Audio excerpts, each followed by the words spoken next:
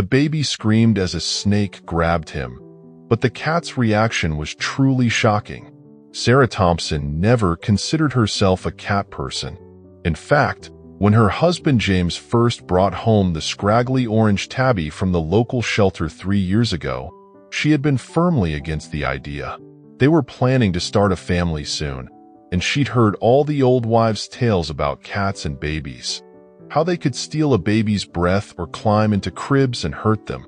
But James had been persistent, his green eyes twinkling with that boyish charm that had made her fall in love with him in the first place.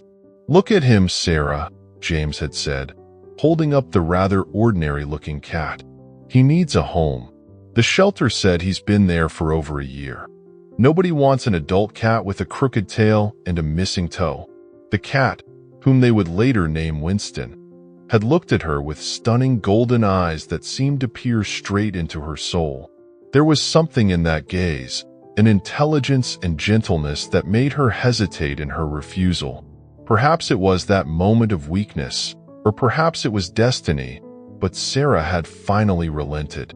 "Fine," she had sighed, "but he's your responsibility." Little did she know that this decision would later save her son's life. Winston proved to be an unusually well-behaved cat. He never scratched the furniture, always used his litter box, and seemed to have an uncanny ability to sense when someone in the house was feeling down.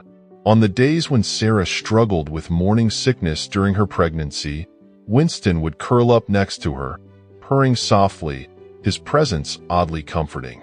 When they brought baby Thomas home from the hospital, Sarah had been nervous about how Winston would react.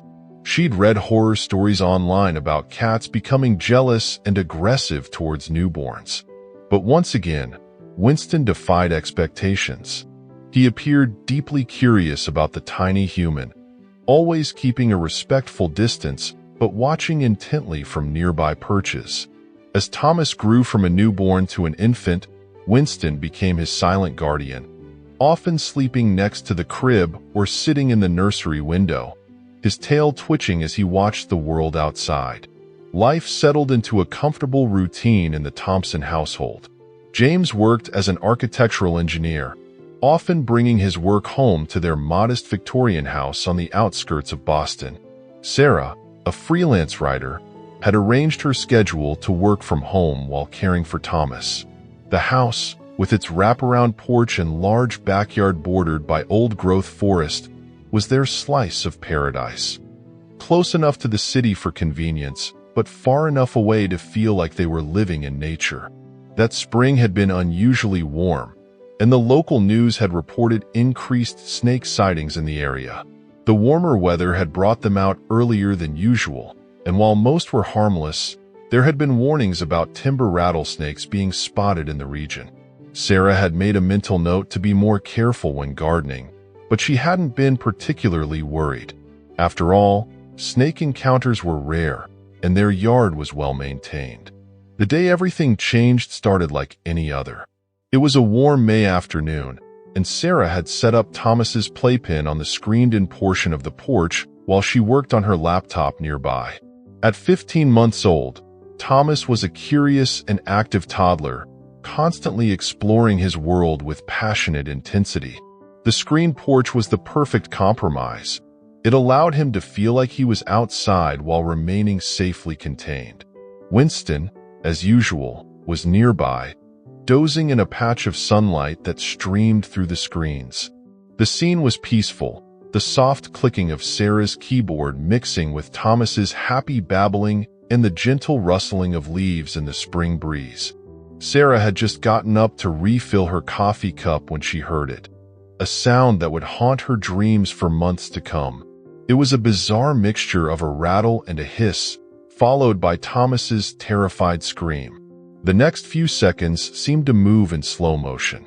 Sarah turned to see a large timber rattlesnake had somehow gotten through a small tear in the screen, a tear she hadn't even noticed. The snake had already wrapped itself around Thomas's small arm, its diamond-patterned body contrasting starkly against her son's pale skin. Before Sarah could even process what was happening, before she could even draw breath to scream, Winston transformed from a lazy house cat into a blur of orange fury. He launched himself from his sunny spot with incredible speed, landing between Thomas and the snake. In one fluid motion, Winston swiped at the snake with his paw, claws extended, catching it just behind the head. The snake released Thomas's arm, turning its attention to this new threat. Sarah snapped out of her paralysis and lunged forward, scooping Thomas up and backing away. But Winston wasn't done. With a series of movements too quick for Sarah's eye to follow, Winston engaged in a deadly dance with the rattler. The snake struck repeatedly, but Winston dodged each attack with preternatural agility. Finally, Winston found his opening. He pounced, catching the snake's head in his mouth and shaking violently. The snake's body whipped around, trying to coil around Winston, but the cat wouldn't let go. After what seemed like an eternity but was probably only seconds, the snake's movements began to slow. Sarah had already called 911, and she could hear sirens in the distance. Thomas was crying in her arms, his little body shaking with sobs. The snake had managed to bite him before Winston intervened, 2 small puncture marks visible on his forearm. When the paramedics arrived, they found Sarah clutching Thomas, tears streaming down her face, while Winston sat nearby, the dead snake laid out before him like an offering. The cat's golden eyes were alert and watchful. His orange fur bristled, small drops of blood visible around his mouth.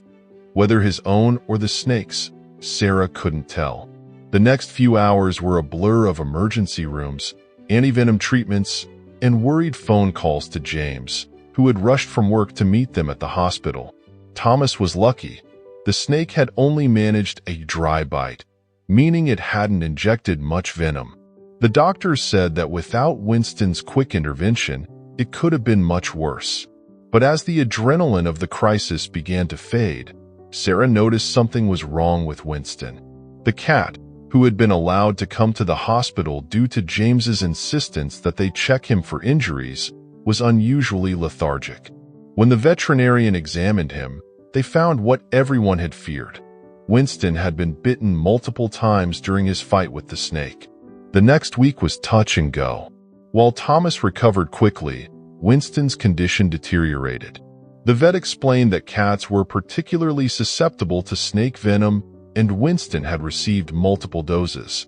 They did everything they could: anti-venom, supportive care, blood transfusions. But Winston's small body was fighting a difficult battle. Sarah spent hours at the veterinary hospital, sitting beside Winston's cage, talking to him softly.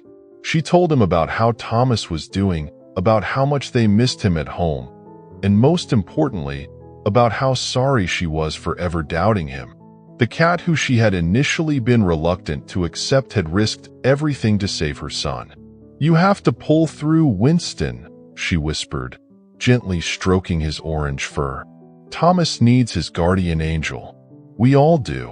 News of Winston's heroic act spread quickly through local media, then national, and soon their story went viral.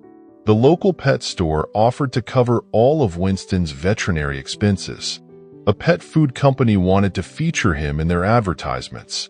But none of that mattered to Sarah and James. They just wanted their cat to come home.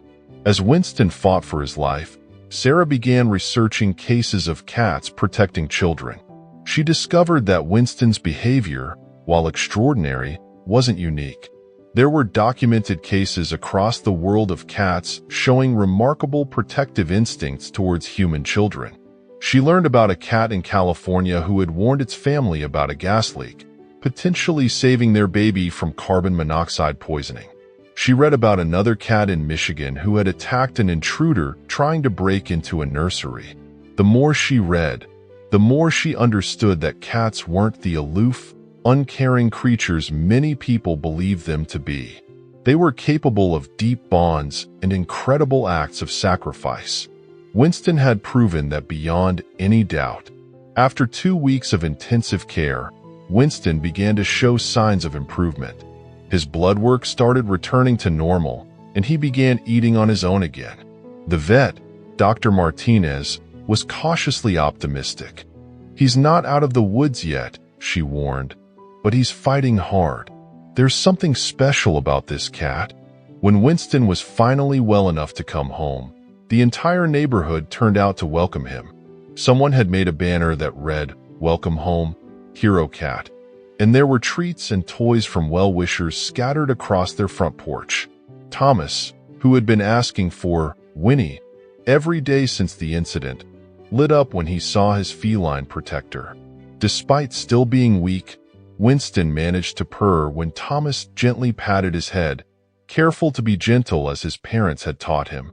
The bond between cat and child grew even stronger during Winston's recovery. Thomas would sit next to Winston's bed for hours, showing him his toys and babbling in his toddler language. Winston would watch him with those intelligent golden eyes, occasionally reaching out a paw to touch Thomas's hand, as if reassuring himself that his small charge was safe. Sarah noticed other changes too. Winston, despite his ordeal, seemed more confident, more purposeful. He took his self-appointed role as Thomas's guardian very seriously, always positioning himself where he could keep an eye on the toddler. When Thomas started walking more steadily and began exploring the house with greater independence, Winston would follow at a careful distance, ready to intervene if needed. They never did figure out exactly how the snake had gotten onto their screened porch that day.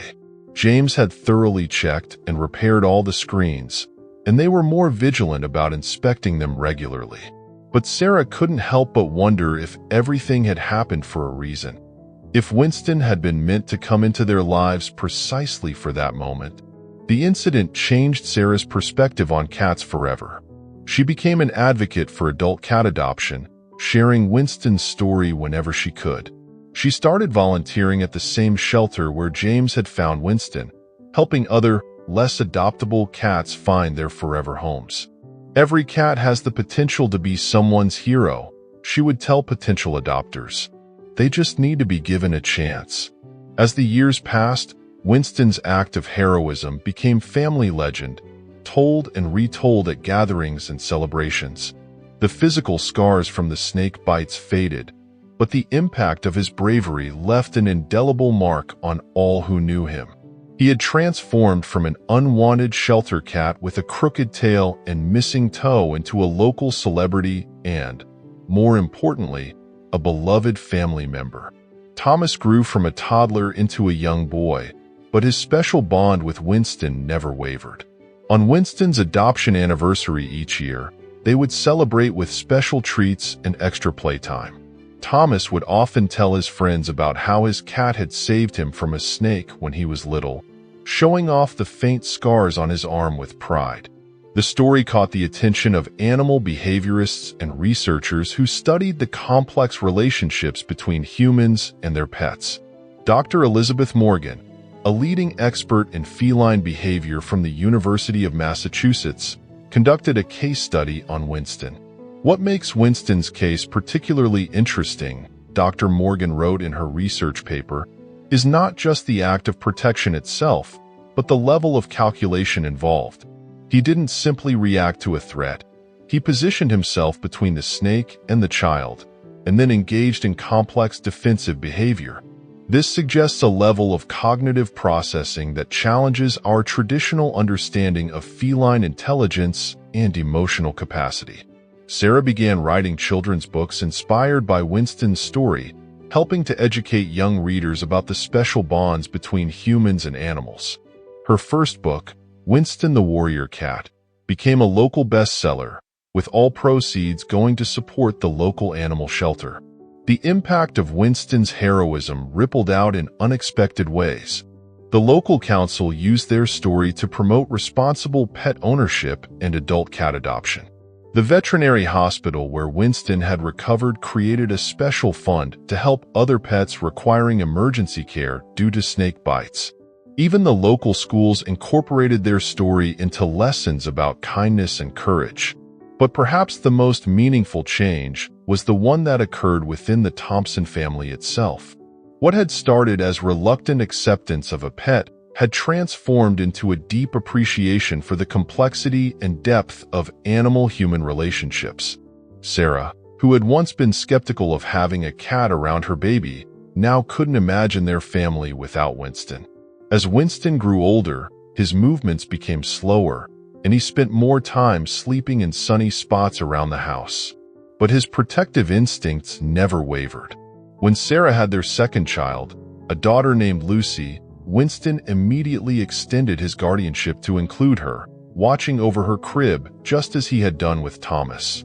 The story of Winston, the hero cat who fought a rattlesnake to save a toddler, became more than just a tale of bravery. It became a testament to the extraordinary bonds that can form between species, a reminder that heroes can come in unexpected packages, and proof that love and loyalty know no bounds. Today, Winston still lives with the Thompsons, his orange fur now flecked with gray, his golden eyes a bit cloudy but still bright with intelligence and affection. He moves more slowly now, but he still maintains his daily patrols of the house, still sleeps near Thomas's room, and still purrs contentedly when the family gathers together in the evening. Sarah often finds herself watching him, this ordinary-looking orange tabby with a crooked tail and missing toe, marveling at how close they came to missing out on having him in their lives. She thinks about that day at the shelter when James first held him up and how close she came to saying no. Sometimes, she tells visitors who ask about the framed newspaper article about Winston that hangs in their living room, the most extraordinary heroes come in the most ordinary packages. You just have to be willing to look past the surface and give love a chance. And Winston, hearing her voice, will often lift his head and blink slowly in her direction, sharing one of those special cat kisses that she now knows means, "I love you too." In these moments, Sarah is reminded that while his act of heroism may have been extraordinary, it was simply an extension of the love and loyalty he had shown from the very beginning. The baby who screamed when a snake grabbed him is now a confident young boy who still cherishes his feline protector. The snake's attack, while terrifying, led to an even stronger bond between a family and their cat, proving that sometimes the most frightening moments can lead to the most beautiful outcomes. Winston's story continues to inspire others, reminding us that courage, loyalty, and love can be found in the most unexpected places.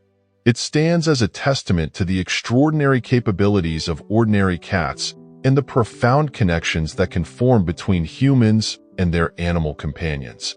As for Sarah, she no longer corrects people when they call her a cat person. Instead, she smiles and glances at Winston, knowing that sometimes the labels we resist the most become the ones we wear most proudly. After all, being a cat person isn't about fitting into a stereotype. It's about opening your heart to the possibility of a love so pure and protective that it would face down a rattlesnake without hesitation.